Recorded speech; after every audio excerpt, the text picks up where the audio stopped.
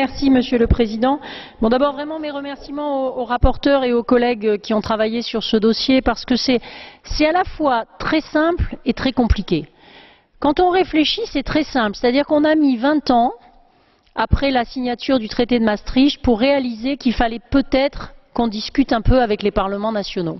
Donc a priori, c'est quand même pas une idée extraordinaire qu'ayant une monnaie en commun, il vaudrait peut-être mieux qu'au moment où on fait les budgets, on essaie de se parler un peu, d'échanger entre nous et de veiller à ce que le niveau européen et le niveau national coopèrent. De l'autre, c'est très compliqué parce qu'il y a beaucoup de sensibilité dans une certaine perception de la souveraineté qui est déjà partagée, mais que certains considèrent pure et parfaite. Donc je trouve que Jean-Paul a fait un très bon boulot. Moi, ce qui me préoccupe, ça vient d'être dit, c'est comment, dans le fond, ce qu'on écrit sur le papier va se traduire concrètement. Voilà. Comment on va arriver, au fil des années, à mettre vraiment du contenu, à faire en sorte que la coopération entre les parlements nationaux et le Parlement européen, ça ne soit pas une discussion qui est utile, mais vraiment le contrôle par les parlements nationaux de ce qu'ils ont à contrôler à leur niveau, le contrôle au niveau européen de ce que nous devons contrôler, et in fine, une meilleure politique pour les citoyens et pour la stabilité de la monnaie.